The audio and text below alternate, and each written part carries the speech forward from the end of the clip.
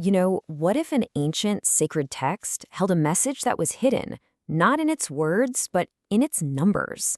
Today, we're going to dive into a stunning mathematical pattern discovered inside the Quran, a really intricate structure that seems to revolve around one single mysterious number.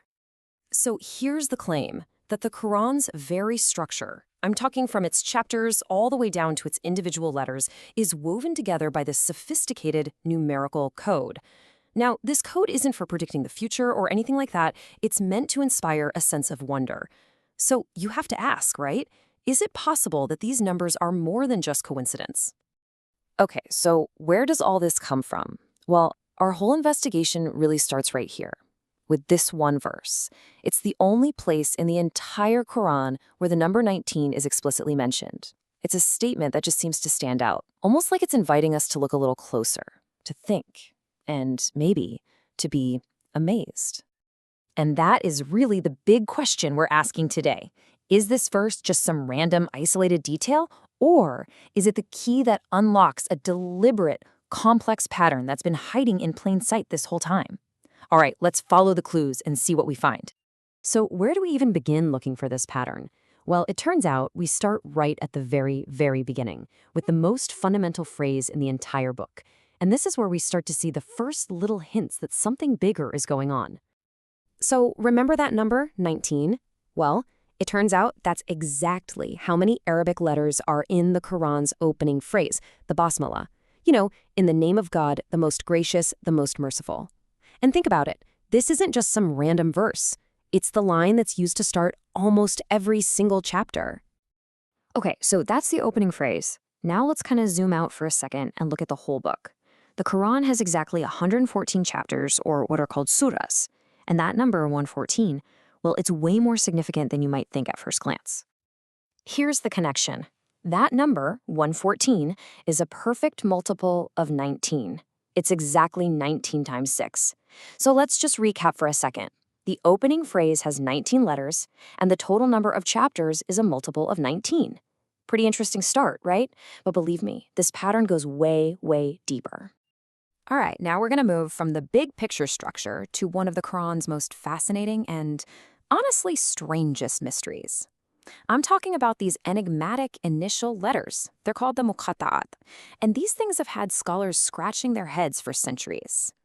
So what are these muqatta'at? Well, basically, they're these little sequences of Arabic letters, think like ALM or YS, that you find right at the start of 29 different chapters. And the crazy thing is, nobody really knows what they mean. But for our purposes today, it's not about their meaning. It's about their math. To really see how this works, let's just zoom in and focus on one single really powerful case study. We're going to look at chapter 19 of the Quran, Maryam, which is the chapter about Mary. It starts with a sequence of 5 of these mysterious initial letters. So for chapter 19, the 5 initial letters are K, H, Y, and S. Now, what researchers did was actually pretty simple. They just went through that entire chapter and counted. Every single time one of those 5 specific letters appeared, they tallied it up. So you can see right here, for example, the letter K shows up 137 times. Okay, but here is where it gets really interesting. When you add all those counts together, the 137 for K, the 175 for H, and so on, what do you get? The grand total is 798. And get this, 798 is a perfect multiple of 19. It is exactly 19 times 42. I mean, it's this kind of super specific, verifiable data point that makes this whole phenomenon so compelling. Now, I know what a lot of you are probably thinking right now. Come on, if you look hard enough for any pattern, you're going to find it somewhere. And you know what? That's a totally fair point. Our brains are basically pattern-finding machines. So the real question is, how do we know if this is a genuine, designed pattern, or if it's just us seeing what we want to see? And that really gets to the heart of the debate. On one side, you've got human bias, our tendency to kind of cherry-pick data that fits what we already believe. But on the other side, you've got the scientific method. You have tools like statistical testing that can help us look at this objectively. And so researchers turned to one of the most powerful tools in statistics to do just that. They used a method called a Monte Carlo simulation. Here's the simple version of how it works. You get a computer to generate, say, 1 million random Qurans. It takes all the original letters and just scrambles them up into totally new random sequences. This gives you a baseline for what pure dumb luck looks like. Then, the computer scans every single one of those million random versions to see how many of them, just by chance, happen to show the same 19 based patterns. The result? The simulation suggested that the odds of this all happening randomly are incredibly, incredibly low. So, if we accept that the pattern is statistically significant, that it's probably not just random chance, then what's the point of it all?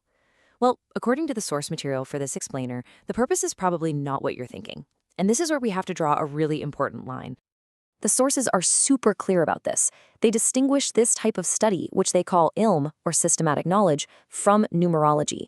This is not about finding lucky numbers, trying to predict the future, or assigning some mystical power to the number 19. Those practices are strictly forbidden. Instead, this is presented as a scientific observation of the text's amazing structure. And that really brings us to the ultimate purpose here. The goal of this numerical study isn't to be some kind of mathematical proof of God. Faith, as the sources argue, comes from the heart. The real purpose, rather, is to act as a sign, a way to foster a deeper appreciation and a sense of awe for the text's intricate design and its complexity. Ultimately, this whole exploration leaves us with a pretty fascinating question. The numbers can point us toward a structure that defies an easy explanation. They can lead us right to the edge of statistical improbability. But at the end of all the data, we're left to contemplate for ourselves, where do the numbers stop and where does our sense of wonder truly begin?